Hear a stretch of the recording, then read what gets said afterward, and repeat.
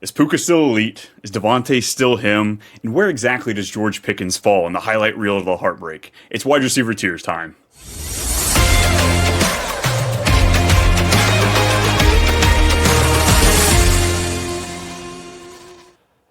Yo! What's up, everybody? It's Brian and Brennan back for another episode of Too Much Fantasy Football. We thank you watching, thank you listening, and today we've got a treat. Joining us today is a man who eats route trees for breakfast and probably dreams in separation metrics.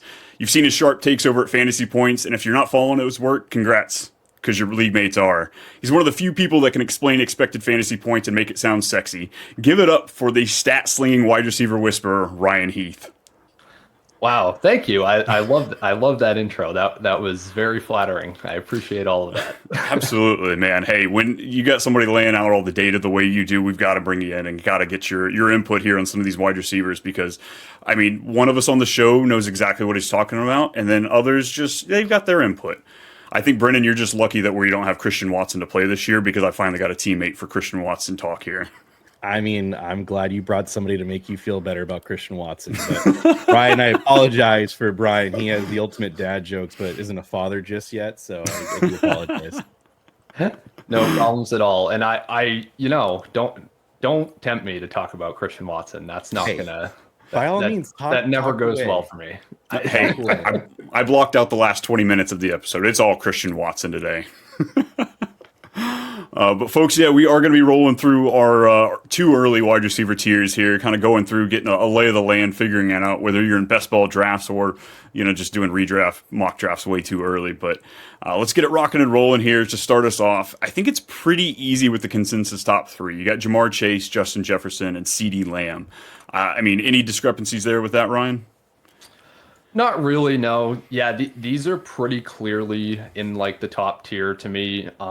Kind of only like the only nitpick I would make compared to like underdogs ADP right now is I think Puka Nakua also kind of belongs in this tier and he just goes later than the other three. I mean, Puka led the league in basically every per route stat last year, whether it's yards per route run or anything else you want to look at. Continues to just be a very concentrated Rams offense. They add Davante Adams, which gives them another dimension, but yeah, I don't know. It is weird to me that Puka is not like just kind of talked about in that tier more. Yeah, I'd agree. So that's kind of where Brendan and I have our first discrepancy there is I do have Puka in my first tier, and then he's got Neighbors in his first tier. So, but is it the injury risk with Puka? Is it, we've seen a bit of a history with that? Is it just the name's not sexy enough? Because yeah, I'm right there with you. I find myself hesitating to draft him that early in drafts. But Brennan, why you got him in the second one? Why the hesitation? I just think like there's a clear. I want to say it's just like a clear athleticism, like separation. Like Malik, CeeDee, Justin, Jamar are all like elite at what they do. I think Puka is very, very good. I just don't think he's in that tier. I have no problem with him taking it as a wide receiver 4. I just like Malik Neighbors a little bit more. And that's where I feel kind of bad. Like I almost want to keep making this tier just a little bit bigger because how do you not put Malik Neighbors up there? Like the targets he brought in last year was just ridiculous. And I mean, we're going to have a carousel of quarterbacks potentially up there in New York, whether it's little Russ Action, little Jameis Winston, or potentially Jackson Dart. But are we going to be able to see him withstand that high end target share that we saw last year from him? Yeah, I mean, I think so, right? Like he just commanded the highest first read target share in the history of fantasy points data tracking, which goes back to 2021. He led all day one and day two rookies in total catchable targets since that point as well. Like all he does is command targets. Obviously, there's still very little target competition here with the Giants. Like we get the potential QB upgrade at some point. Like I'm assuming Russell Wilson is the week 1 starter, but if you ever get Winston or Dart in there, then that just increases the ceiling of the offense. Like, yeah, I love Neighbors as my wide receiver 5. He was very close with me to Brian Thomas Jr. pre-draft. I did famously have Ryan Thomas Jr. above Neighbors in all formats pre-draft. I've since come off that a little bit. Like I don't think Travis Hunter is that big of a deal to BTJ, but just like a very slight target share projection, we knock off like 1% or so, I think, is what we ended up settling on. But yeah, that was enough to clearly have Neighbors be like the best year 2 wide receiver going. I almost feel like for the sake of the fantasy football community, they need to cut Jameis Winston. Because, as Russell Wilson does Russell Wilson things as we get into week 4, week 5, and start questioning, all right, when are we putting in the next guy? We're all going to be screaming for Jameis Winston. There's all the immense upside you get with the rushing of Jackson Dart, but it's Jameis Winston. He got Jerry Jeudy, into the top 10 last year. So yeah, give us a little help there, Giants. Why don't you cut him? Keep us from sitting there and chanting that name all year long. So as we get into the tier 2, we've got names like Amon-Ra St. Brown, we've got Nico Collins, Brian Thomas Jr., Drake London, and then A.J. Brown. Amon-Ra, he's another one of those players. I feel like I disrespect him every year. I just cannot give him his full credit due. 138 targets last year, brought in 115, 1,200 yards. Ryan, what's your thoughts as far as the offense, losing the OC and the defensive coordinator in Lions? Are you projecting a little bit of regression in the overall offense? Definitely projecting a bit of an efficiency regression, especially as it relates to Amon-Ra St. Brown. Going back to even before the Lions had drafted him, there were all these like old Ben Johnson quotes you can find about how he's such a believer in the slot receiver position, going back to like Jarvis Landry, even when he was involved with the Dolphins, that's just like his favorite guy to scheme up targets for and to design an offense around. So yeah, I'm a little not like pessimistic, but just not quite as excited about Amon-Ra St. Brown as I think I normally would be going into any season with Ben Johnson. But yeah, that said, he's still the clear alpha here. I'm not particularly a Jameson Williams believer either. So yeah, I think the offense will probably largely be fine. I think the Lions want to have as much continuity there as they possibly can. I don't know. Like what you're really hoping for is an increase in pass volume, because that just the touchdowns was kind of what St. Brown had to live on in fantasy last year, because the Lions were so often getting up and only dropping back like 25 times a game. And often that was enough because of just how great and explosive that offense was. But yeah, for all of these reasons, St. Brown is like clearly in this second tier for me. Brennan, we've got A.J. Brown. We're still holding him in that second tier a little bit. I've seen him kind of wavering as people are, skeptical about, he's still in the prime of his career, but, us fantasy players, we start knocking at the doors, getting rid of the players as they go there. 16.1 yards per catch there, missed several games. There's no way Saquon gets the kind of work he got last year. Over 400 touches. So, are we going to see a little bit more swing back to that passing game? I still see confidence with A.J. Brown with you. Yeah, it's kind of weird that we have him. He's wide receiver 11 in best ball. I like him more than Drake London. I like him more than Nico Collins. He's only 27 years old. Everyone thinks he's this almost 30-year-old guy for some reason. I really high on AJ Brown. He when he plays a full season, was number three that year, if not mistaken, and Davante was 10. There's nothing wrong with him. Everyone's just Saquon's gonna get another 2,000 yards. That'd be great if he could, but I think AJ Brown is really disrespected at wide receiver 11 in best ball. I have him at wide receiver 6.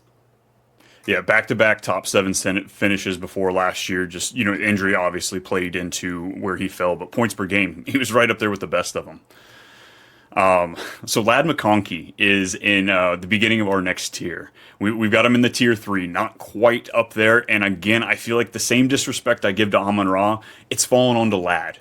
It's just not the sexy pick as far as that big player. He's a slot guy. They added Trey Harris there with the Chargers, but Keenan Allen, there's rumors about him possibly joining the team at all. But is there any sort of regression at all that you feel like is coming towards him, Ryan, or is it just the year 2 breakout that's going to add to that first year? Yeah, just the opposite, honestly. McConkey is probably at cost, probably my favorite year two wide receiver to be targeting right now. I understand that people are kind of caught up on the slot thing with him. They were very caught up on the slot thing with Amon-Ra St. Brown for a few years too. I would also mention, but it's not an issue for McConkey the way I look at it, because there are two reasons to be down on a slot receiver in fantasy. One is kind of like the old fashioned reason, which is that like pre 2014, 2015, slot receivers on NFL offenses generally were not the best receivers. That's really not the case anymore. So many OCs around the league just want to get their best receivers into the slot, because guess what? That's generally where the coverage is softest, right? The other, I think, more legitimate reason to be worried about slot receivers in fantasy is that basically if they are going to come off the field into receiver sets, that's just fewer overall routes, fewer overall targets, fewer overall fantasy points. But it doesn't really matter for this, like, mostly slot players, right? Ladd McConkey is not coming off the field in two wide receiver sets at all. He is staying on the field. And if you compare him to some other like slot receivers around the league, he had a higher route participation rate last season. He was right there with Amon-Ra St. Brown, 82% route participation. He was ahead of guys like CeeDee Lamb or like Chris Godwin that have posted like top 3 fantasy point per game seasons over the past two years. So yeah, I love Ladd. He's great out wide too. He was behind only AJ Brown and Puka in yards per out run out wide last year. So yeah, Ladd is just a big conviction play for me. Yeah, I guess it's just hard to click on him and draft him as your wide receiver one. You know, just looking at some of these other players, they just give that aura of a wide receiver one, and I guess it's just difficult depending on how your build is, how many wide receivers you're taking early to feel confident. I guess that Ladd is that guy that can carry you as a wide receiver one. All right, it's Tyreek Hill. He's fallen. He's finally no longer that top tier guy. Brennan and I both have him kind of as a tier 3 player, coming off only his second season below 1,000 yards receiving since his rookie season. We saw the change in the offense with Tua just getting dry humped up and down the field constantly. They were having to get rid of the ball as quick as he possibly could. Do we have faith that McDaniel's going to adjust the offense and figure out another way to play within that? Or, just the risk of Tyreek Hill, take him as wide receiver 12. I believe he still has the talent to return on that, but with that cost baked in, how much fear do you feel with that? It's pretty fearful, honestly. Like, if having him as like my wide receiver 1, I'm very, very scared. Like, wide receiver 2, I feel a lot better. It's just a matter of like, we need to be honest with ourselves. Like, he's over 30. He's had multiple surgeries. He just had another surgery on his wrist to take screws out, which that doesn't really sound great to me, but I guess it's normal. I just think for me, it's like, I also believe in Jalen Waddle there too. Like, he's just had unfortunate injuries, and they're not like, I'm the proponent. I don't believe in the word injury prone unless it's with hamstrings. And so like, I'm right there. Here comes the Christian Watson slander. Go ahead. Come on. Hey, man, it is what it is. It's like, I'm glad he got it fixed, supposedly, but then he tears his ACL. That's another story. But, I'm a little leery. I don't know if I feel comfortable as my wide receiver 1. I'm Ryan. I don't know if you were there too. If you'd walk away from a draft feeling like, yeah, it's my wide receiver 1 is Tyreek Hill. Yeah, the vibes are terrible with Tyreek Hill, probably more than like any other receiver in the NFL right now. Second to maybe like Deontay Johnson or something. But yeah, all the off-field stuff, all the stuff that's like not what he does on a football field is definitely scary. And yeah, for that reason, I'm probably going to end up under market on Hill in underdog. But he's not a player that you can ever have zero of, is kind of the issue, right? If you're like a portfolio best ball player, because I do trust Mike McDaniel to design this offense in a way that will maximize their ability to succeed with the personnel they have. Now, last year, the personnel they had was, we literally do not have an offensive line. And they added Jonnu Smith, one of the best like screen game tight ends in the league. And he really just blew up Smith, who had previously been really like a part-time kind of swing screen tight end, into nearly a full-time role, and it really worked for them. Smith was top 5 in first downs per route run among all wide receivers last year, which is crazy. And a lot of that screen work would have gone to Tyreek Hill in 2023. But yeah, what we're really missing here is, can the Dolphins have an actual vertical attack this year? Are teams going to continue to respect it so much that they're just loading up too high? And also part of the reason for that, by the way, is that the Dolphins didn't have a real like inside running game at all to punish that either. Because again, going back to just the offensive line personnel was not there. So, I mean, they drafted a guard. I think I don't know that it's going to totally flip and change, but I'd expect something in between 2023 and 2024 Tyreek Hill. But yeah, there's obviously like that tail end outcome of like, oh, he's a top 3 wide receiver again, obviously. So yeah, I don't know. He's really tricky for me as well. Yeah, folks, I'll let you know what my percentage of owning Tyreek Hill is, and if it's high, stay away from him, and if it's low, he's probably going to crush. So it's usually how it works for me. A couple of the next guys that we have right here teetering over that there's tier 3 and tier 4. T. Higgins, I've got him at 4. Brennan has him at 3. And then Garrett Wilson, I have him at 3. Brennan's got him at 4. Look, I know there is that incentive in T. Higgins' deal that if he plays, he gets paid. But I haven't seen the details of that. Like if there's a percentage of snaps he has to play, because he's world famous for going in there for 3 snaps and then coming out. And that ultimately, I feel like, hurts you more than if the guy's just missing the game. Because then you can put him on your IR if you have that ability to, or if you just know not to play him. So I think a lot of this is fear-based with me, having him drawn there in the 4 spot. But you comfortable with T, Brennan? Let me know. I mean, it comes down to this, right? Like those that have owned him have been burned badly. Like that's just what it comes down to. Like the games where he suited up, was going to play, and then didn't get a single snap, and he left him in your lineup, and you're just like, what the hell? Why did I do this? Like, so those people are very much off of him just because of that's happened before. You know, that's more of Zach Taylor than it is T. Higgins. Like that's just him, you know, doing his own thing. When he plays, he is right there as a fringe wide receiver 1, wide receiver 2, and like. Cincinnati really didn't help themselves. They drafted a lot of guys that, you know, could fix the defense, or they could just be in more shootouts like they were last year. And like, I'll take the latter just because I don't trust the general manager from Cincinnati at this moment. So I'm still a believer in T. Higgins. I believe the volume's still going to be there when he's on the field. What about you, Ryan? Yeah, I'm always just going to be higher on T. Higgins than the market. On a per game basis, he's like a top 6, top 7 wide receiver just by fantasy points per game over the last 2 or 3 seasons, especially last season. Yeah, as Brennan mentioned, like it's just the perfect situation, and you kind of get like this.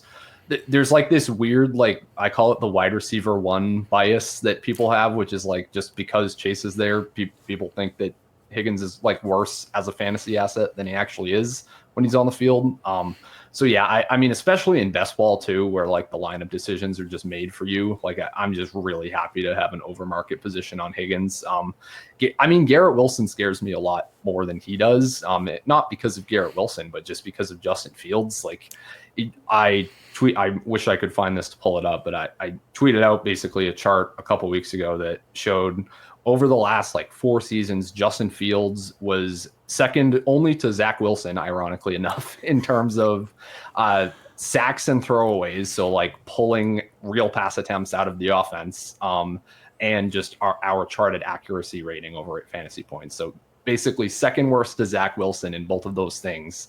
That's about as unfriendly as you can get for a wide receiver's fantasy prospects. And then they've got that Ohio State connection. Yeah, yes, they do. They do. That's true. Yeah, no, I mean, I expect Wilson to have a very large target share, but yeah, just the quality of those targets and the pass volume overall is worrying to me. That too, and then like I believe he was second in check down rates last year through the first 6 weeks when he was playing. So, I mean, I'm building up some steam for Breece Hall that he should be able to make things happen with Justin Fields. But yeah, it's going to be a long summer digging through here, just find out truly where I want to put Garrett Wilson, because immensely talented. But like this rookie contract for him is just garbage because we cannot get a solid quarterback thrown to the guy. Next up, it keeps sliding. I mean, Jackson Smith and Jigba, we have him in the 3rd tier there. Another guy that I feel great if I'm getting him as my wide receiver 2, but that wide receiver 1, despite the finish last year, I do love the Clint Kubiak offense. The motion's going to be out the wazoo because, hey, we saw a great 2 weeks there in New Orleans. Best football they've seen in years in those 2 weeks. So I'm pretty confident that we can get a bounce back up there, but as far as tier 3, it's sometimes like you got Marvin Harrison behind him. You got Davante Adams with the big touchdown upside there. Terry McLaurin did some magical things last year, but is JSN right where he belongs at wide receiver 14, or is there a little too much hype coming off last year? I think it's probably about where he belongs. We do, in this range, we do start to hit the issue, though, where I would just rather click Davante Adams over like most of these guys after we kind of get past like the Lads and the T. Higginses. But yeah, I mean, JSN, he definitely has the skills to kind of separate on these deep shots that have been a frequent feature of the Kubiak offense. So yeah, he's one I'm really interested to see, but in terms of like how he scored his fantasy points last year, it was on a lot of screens. It was on a lot of checkdowns in like the 2-minute drill when the Seahawks are chasing points because they were behind by 2 scores every single game and had to drop back 45 times. So that's going to be very different from at least what they want to do this year. So yeah, I think JSN, he's fine as like the high end wide receiver 2 there, but yeah, I would not be trying to build teams where he's my wide receiver 1 generally. Yeah, I can agree with that. Brennan, thoughts? No, I want to ask you, Ryan. So Rashee Rice, where do you have him ranked in your rankings? Just out of curiosity. Yeah, so Rice and Worthy are extremely hard for me. I guess I'll give you a long-winded answer that maybe will answer your question. So I'm a bit above consensus on Rice and higher on Rice than Worthy in Dynasty specifically, just because I've seen more evidence that Rice is a really good wide receiver and can score a lot of fantasy points. Just what he does kind of on the slant and screen game, in that Chiefs offense, he's just like their perfect ideal fit for that. As we saw in his rookie season and over the first few weeks of 2024, Xavier Worthy kind of stepped in and did some of the same stuff. He wasn't quite as good. He also really needs to work on a lot of like his deep ball tracking and stuff. That connection was very inconsistent with Mahomes last season, except in the Super Bowl, I suppose. But yeah, aside from that, I have more confidence that Rice is good, but and I'm not really worried about like the suspension stuff or the injury stuff. All of that is most likely for him to be fine, just from everything that I can surmise. But yeah, I have Rice ranked ahead in Dynasty because I think he's better. I have Worthy just over him in redraft or in best ball, just because there is a really good chance that like early season comes in if Rice misses like 1 or 2 games to suspension and Worthy's just in that role and keeps it, which is what I'm a little bit more concerned about shorter term. But yeah, that was a really long answer. I wouldn't click either of them over a Davante Adams or like a Mike Evans. So right now the real answer is I'm not getting much of either in best ball, but that is a tough one because like that's not an offense that you want zero exposure to. Like for me, how I look at it, right, for him is that if he doesn't get suspended, he's confirmed healthy, good to go week 1. Like I believe in modern medicine. I have a hard time not taking him as like wide receiver 12, 13. Like if I get those news like late August and like that's when I draft around for redraft, I'm like the upside is just more tremendous than JSN, T. Higgins, Garrett Wilson. Like I've seen what he does with Patrick Mahomes. Yeah, I had to call this guy Uncle Ben last summer because he was doing nothing but eating up rice. It was ruined best ball for both of us. the exposure that the two of us had. I was traumatized by that. Yeah. Oh my God. I had so much rice last year. That was very upsetting. Yeah. Yeah. The discount was just so you could not click him, especially early in May and June. Like it was ridiculous where you were getting him in drafts. Yeah. And then Patty had to take him out. I would do drafts with friends, and it'd be a race to who gets Rice first. Like how early all of us in there, like who's going to be the first one to do it. So yeah, it was a fun time for Rashee Rice until Patrick Mahomes decided to tackle him. Yeah, we Brennan and I both kind of have him. He's wide receiver 20, but we do have him up in our third tier a bit. Davante Adams is another guy. You kind of mentioned him over a lot of these wide receiver twos. I've got him in the 3 tier. Brennan's got him in the 4 tier. Why so confident with being able to snag him over a guy like Marvin Harrison, Terry McLaurin, yeah, Rashee Rice? Yeah. So my deal with Davante Adams is that Sean McVay has kind of just shown us how he wants to call his passing games, right? I think last year, I believe over the full season, both Puka Nakua and Cooper Kupp ranked like top 3 in the NFL in targets per out run. Like it is only the 2 of them. There is no other tertiary option in this offense. They totally stopped even like throwing checkdowns to Kyron Williams last year.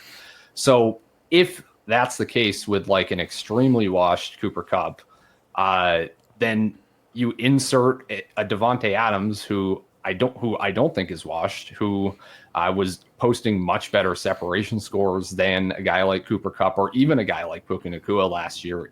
As soon as he got to the Jets and started caring about football again, I just get really excited. It's a guy that we have seen just maintain 30% plus target shares going to a spot that has like a 30% target share hole right in it. Just with one of the best play callers in the NFL. So yeah, it feels pretty easy to me. Yeah, it feels like a guy that should be fed. As far as once you get there in the red zone, whether or not Puka's just running away with the yardage. But yeah, I'm ready to roll one last time with Davante Adams. He might still have it after this, but I still have the confidence there to be clicking him. Brennan, you still on him?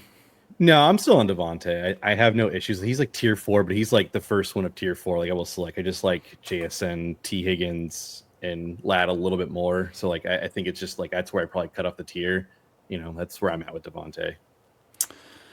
Alrighty, Mike Evans. Good lord, it's hard to besmirch the guy. Hall of Famer, done what only one other guy has done with the consistency on the 1,000 yards. But it was a little gimmicky last year with Godwin going down and the way they just absolutely fed him. Baker knew the deal, trying to get him there. This year, we get the surprise pick of Emeka Egbuka going there in the first round. We still have Jalen McMillan, who showed out at the end of last season. I feel it's a struggle for me to grab Mike Evans this high with just so much surrounding it. This looks like his last year potentially in Tampa. Chris Godwin's coming back from the injury, but all sources sounded like he should be good for the season with it just being the ankle injury. Is it going to be a lot of hot and cold? Like that, if for him to finish within this range of wide receiver 19 of where he's going, it feels like it's going to be a lot of hot and cold, a lot of inconsistencies, and something that might frustrate the hell out of drafters there. Where's the temperature gauge on Mike Evans for you, Ryan? I like him. I like him at ADP. I'll draft Mike Evans. And I think probably the difference here in how we're viewing the Bucks is I look at this team and it's Mike Evans and basically 3 slot receivers, 3 guys that should probably be playing in the slot primarily.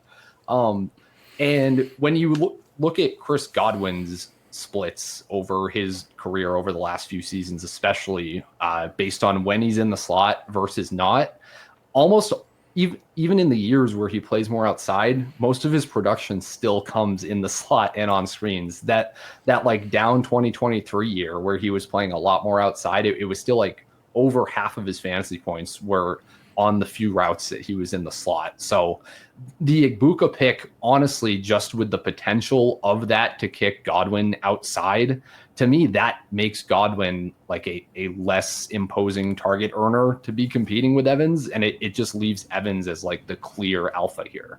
I don't know. I'm down on Godwin a little bit. Partially with the injury, partially with like, I don't know what the Bucks are thinking with the Egbuka pick, if they are actually feeling good about Godwin and his health. So just kind of all of that swirling around, like the one constant to me is Mike Evans is still great. He was still near the top of all of our separation metrics at Fantasy Points Data. I think he still got it. I have gave up betting against Mike Evans long ago. So yeah, he's a guy I'm cool clicking at like the wide receiver 19 on Underdog. Brennan, you still smashing that button? Oh yeah, like I'm right there with him. Like he's just like, your worries are like, oh, it's kind of gimmicky. Well, guess who's his quarterback who did it last year? The guy who provided him 1,000 yards. Like I will bake on Baker if he's short again by a few hundred yards. Baker's gonna do the same thing. Like he's just gonna force feed him. I'm all for that. Like you're betting. I get it. He's played over 13 seasons. There's just some guys that are just Iron Mike, and funny enough, Mike Evans. But no, I think he's still going to play until like he finally just collapses. Nice. Alrighty, DJ Moore, a guy I was pretty excited pre-NFL draft for, or just trying to figure out whether it was going to be him or Odunze, but like I wanted a piece of that offense. And you bring in Luther Burden here with pretty good draft capital early in the second round.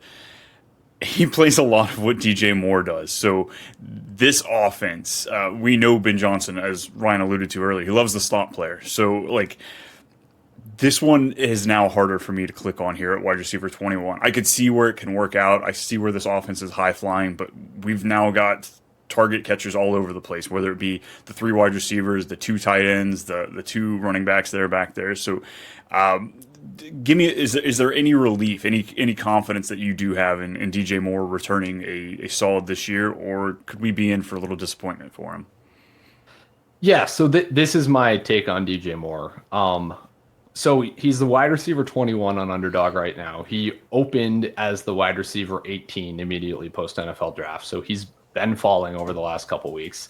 I think he continues to fall. I think he's going to fall past the Travis Hunters and the Tet McMillans. He's going to fall outside the top 24 wide receivers. As soon as that happens, I'm going to start clicking him. That's how I'm kind of viewing this. I want pieces of this Ben Johnson offense. I do think that Luther Burden is very likely Johnson's kind of long-term hope or plan to be kind of like that featured slot and design target weapon. But DJ Moore can do a lot of that stuff. He can also play outside in kind of the stretch Z role, which I don't think anyone else on the roster can do. Big Rome Odunze hater, by the way. Follow me on Twitter for more unhinged Rome Odunze hater content. Go and follow right now. Is what people tell me my page is turned into. But Moore to me is the receiver on the Bears that I'm most confident just has like NFL level separation skills. I don't know that Rome Odunze has those to be quite honest right now. And Burden, while like a very explosive and very productive prospect, not really that refined of a route runner. Do I think Ben Johnson can probably coach him up eventually? Yeah, probably, or that's at least the goal. But I don't know that that's going to happen immediately. That like Burden might be a little bit more of like a long-term project. And in any of those scenarios, like DJ Moore is just a clear winner for what I expect to be a very efficient offense. I'm going to be clicking him when I think the price has bottomed out, basically. And for me, that's like I'm willing to do it over the Davante Smiths and the Zay Flowers of the world. Yeah, if we can get any sort of drop here, even just a few spots, I think it's so much more enticing as far as where his role falls in this offense. But I don't know, for whatever reason, that wide receiver 21 is just not where I want to see him. But Brennan, clearly, I mean, you're on board. You're gonna be clicking him left and right, huh? Yeah, I'm a big Rome Odunze fan, and like I know the numbers don't help him out, but I fell in love with him as a prospect out of Washington. I think where he's falling, I think he's going to continue to fall. I think he'll probably be around redraft time, like wide receiver 36 probably, and that's probably where I'll take a gamble as my wide receiver 3, just because like again, we don't know who's going to be the featured offense. We're hoping for whoever you want, like Luther Burden, whoever the case may be. So like I'll take a gamble on that piece, but like we said before, me and Brian have like. We'd rather own Caleb out of all of these guys. Like if I'm going to gamble on somebody, I'd rather gamble on Caleb. Yeah, instead of trying to pick out who's catching the ball, just grab the guy who's throwing the ball. Exactly. But we cannot get a discount on the guy. He's QB 8-9 right now on Underdog, so there goes that dream. Yeah. Hey, Dak sliding up, though. Maybe if we can get Dak just above him a little bit, drop Caleb some, you get a little pretty there. So we kind of touched on Xavier Worthy a little bit. Travis Hunter, though, coming in at wide receiver 23. We both have him about in that 5th tier for us, kind of borderline 5-6. Can we get an immediate impact from him in year one? Like the Jags have talked about wanting to feature him in the offense and bring him along on the defensive side. But in this Liam Cohen offense, I imagine we're going to get enough. I mean, bye-bye Gabe Davis. He just got cut. So these are the two featured wide receivers here. First-year guy, though, going at wide receiver 23. Did we not learn our lessons last year drafting rookies kind of high? Yeah, I mean, I think Hunter's appropriately priced here, especially as you mentioned, compared to like Harrison, who was going. Did he closes the wide receiver 9 or something at the end of last year in ADP? Yeah, something like that. It was top 10. Yeah, I think Hunter works here as the wide receiver 23, and I do think we can get an immediate impact. Just like zooming out on this situation, the Jaguars make this like franchise-defining trade up for him. First of all, I definitely buy that he's playing both ways and primarily on offense. That's everything they told us. That's what you'd expect with Liam Cohn as an offensive head coach. And I would not expect rookie GM James Gladstone, who the only NFL GM that looks younger than me, even though he's I think like 7 or 8 years older than me, maybe. He's like early 30s or something. But yeah, I think he's a sharp guy, came from the Rams, probably would not be throwing away all these picks if they didn't view him as like this transcendent talent that can play on both sides and make a real impact, especially on offense. And with that, Liam Cohn is kind of the master of getting the most out of his explosive players on limited snaps. We saw this with Bucky Irving, especially last year. Like over his last 5 healthy games, Irving was pacing as the RB1 in terms of fantasy points per game on like a 50% snap share in most of those games. And it's because he's so intentional with designing him looks in the screen game and just getting all these like perfect opportunities for the explosive players. So I think we could see similar with Hunter. He could just take a ton of screens, run like a 70-ish% route share, but like be at like a relatively high targets per route run.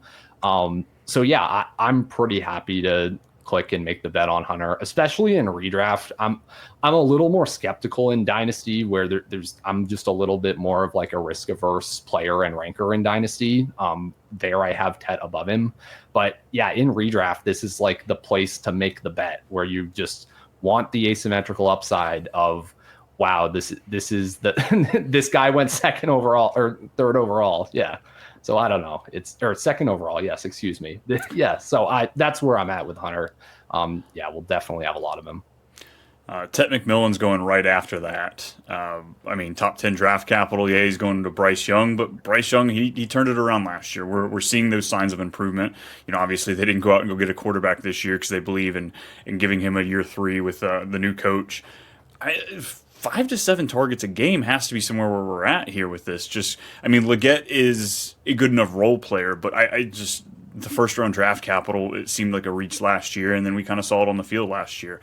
Outside of those, him riding Dollar Bill in the end zone, like that was probably my favorite part of him on the field. So, Brennan, you smashing Tet McMillan this year?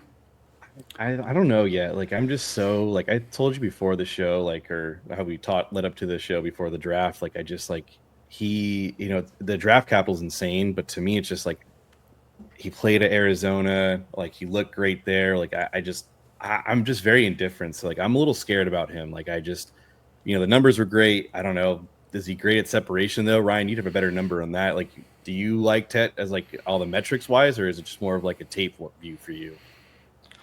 I love him metrics wise, just in terms of like yards per team, pass attempt, all of the predictive stuff at the college level. He passes with flying colors, even more than somebody like a Travis Hunter. Honestly, like Tet is just kind of the cleanest wide receiver prospect in this class to me. In terms of separation, he's not really like the hyper separator. I will definitely grant you that, but I don't think he has to be. It's just kind of not how he really wins. Like the popular comp that everybody makes is Drake London. And I just think there's a lot of truth to that. Like he can kind of post up as that outside X. I do think Bryce Young is like a willing kind of contested thrower in that sense, that he will just throw him those targets on the outside for him to go win. And I like it in Carolina because they kind of created that role in the aggregate last year. Like they have guys like Adam Thielen and Jalen Coker like going outside and trying to do that. And obviously that didn't work nearly as well. But if you literally just take all of their targets on the outside plus David Moore, who was a fake player that somehow ran a ton of routes for them outside last year, if you just take like all of their routes and targets, then yeah, you very easily get to a close to a top 24 wide receiver projection for Ted McMillan. So yeah, just really happy to do that. And yeah, I mean, better than expected draft capital. We didn't really expect him to go top 10, at least until a week before the draft. So yeah, I'm pretty happy to bet on the delta there for a talented rookie. Calvin Ridley coming down here to wide receiver 29. Brennan and I both have him at wide receiver 7. Weirdly enough, it was Mason Rudolph that seemed to really jumpstart the games that we got for Ridley. Cam Ward, very polarizing as far as what I feel like people I see in the fantasy community either love what he's got, hate what he has. But what he has is the willingness to rocket the ball down the field. They address the offensive line, which absolutely got Will Levis smushed. I mean, at the age of, what is he, almost 30? Can we get the production that warrants taking him as a wide receiver 3 this year? Or do you have red flags for Cam Ward? So I think if you believe in Cam Ward like at all, then you have to believe in Calvin Ridley. And this is, anytime someone brings up Calvin Ridley, I just flash back to this moment a couple weeks ago in our projections like meeting call over at Fantasy Points. Chris Wecht like primarily handles our projections, super smart guy. But the first thing I say to him is like, we can't have Calvin Ridley projected as like a top 25 wide receiver. We can't do this. Like what else? What do we need to change here? And he's like, Dude, I promise I did not want this to happen. Like, I've tried everything. I cannot go give more targets to Alec Ayamaner or anybody else on this roster. Like Tyler Lockett. Yeah, or Tyler Lockett. Like, he's going to command a lot of targets. He's going to have like a 40% air yard share. He's probably going to average like 2 or 3 fantasy points per game less than expectation by his volume. But it is what it is. This is how he projects it. If you think Cam Ward is like anything better than Will Levis, essentially. So yeah, I'm kind of shrugging my shoulders. Like, not a guy I'm going to be targeting in normal redraft probably, but I think he really fits in like a best ball format where you really have to fill all of those wide receiver slots every single week. So yeah, give me Ridley. I'm cool with where he's going. I'm going to be over market on him. Nice. So Ryan, I do a lot of best ball as well. I mean, for me, like Olave, Waddle, and Godwin to me are kind of like the last tier break for me, and like for like a tier 5, like before it cuts off to like, I don't know, like, Calvin Ridley or whatever the case may be. Like, are people more so worried about their situation just because, like, obviously for Waddle, like he's been hurt before. Tua has obviously missed some games. Olave's obviously had hospital balls thrown his way. Godwin broke his ankle. But like when they're healthy and they're on the field, they always finish as like at bare minimum as a wide receiver too. Yeah, I think I guess like if your question is like why are people drafting Ridley over those guys, and what do I think about it basically? Ridley's just always going to project better, and I think especially like 2 weeks out, kind of initial projections from all of these sites are driving the ADPs a lot. Yeah, a player like Ridley with no target competition is always going to project better. But I am with you specifically on Jalen Waddle for kind of a lot of the reasons that we talked about with Tyreek Hill, where just if the Dolphins offense can function anywhere close to where it was before, then Waddle is just the clear winner of that. Like multiple seasons over, really until last season, he was just a perennial like top 10, top 12 guy in all of like the per route and peripheral stats that we care about at wide receiver. I think Jalen Waddle's really, really good. So yeah, really happy to be getting him at like the wide receiver 31 specifically. I talked about Godwin a little bit. Olave, the Saints worry me. I think Kellen Moore is going to bring like a very fast paced offense. He has always been near the top in plays per game as an OC. But I still kind of think Rashid Shaheed is better than Chris Olave, low key. That been holding on to that take for like 3 years, and it's kind of ran out really like shockingly well for me. Like there's no way I should be able to still even say that and have it be a question, but it kind of still is. So yeah, that's where I'm at on that trio. Okay. I mean, it's hard to. I really haven't clicked a lot of Olave since he's come in. Just the situation there, and hell, we're still trying to figure out if Derek Carr is taking the shoulder injury or the shoulder surgery. So is it him? Is it Tyler Shuck? But this can't be much higher than a top 24 offense in my eyes. They have so many needs across it. Like, the offensive line is garbage. Alvin Kamara is if it is Derek Carr, he's going to eat into that target share. So, Olave's might be one I'm rooting for, but I won't be rooting for on my teams. Brennan, anybody else you want to cherry pick in this list before we get out of here? Yeah, I guess, like, for me, like, I'm a little worried about Jerry Jeudy. Like, I just don't, like, I've never been a fan of him as a prospect. He obviously at Denver, then he had like the breakout year, or not breakout year, but with Jameson Winston, that stretch was amazing. Where are you at with Jerry Jeudy? Yeah, so this one's also hard for me. He's also a guy that kind of looks really great from like a spreadsheet projections perspective, just because it's like, well, what's the target competition here? It's not particularly great. I would say a lot of like the big Jeudy performances, not only did they come with Jameis Winston, just like leading the NFL in catchable air yards by like 20% more than the next closest team, which is what Jameis Winston does. Not only was it that, but also Cedric Tillman missed like the last 6-8 weeks of the season with a concussion. A lot of those Jeudy performances came after Tillman was out, and that was right off of a few great performances for Tillman, commanding a bunch of targets too. So he's still there. So I think Jeudy is like fine at ADP. Like this is best ball. We need wide receivers. Like, I'll click the name just to fill the slot. But yeah, I really like the Cedric Tillman bet kind of later. And yeah, obviously, like what the QB situation is going to be here with the Browns, I would say will probably be better than it was with Deshaun Watson and Dorian Thompson-Robinson, because that's about as bad a QB situation as we've had for any wide receiver over the last 5 years. So even if it's like Wash Flacco, like Jeudy definitely gets a boost there. So yeah, I'm talking in circles, but that's kind of how I'm viewing the Browns right now. Hey, the Browns are going in circles, so like you're on track there, if we're being honest.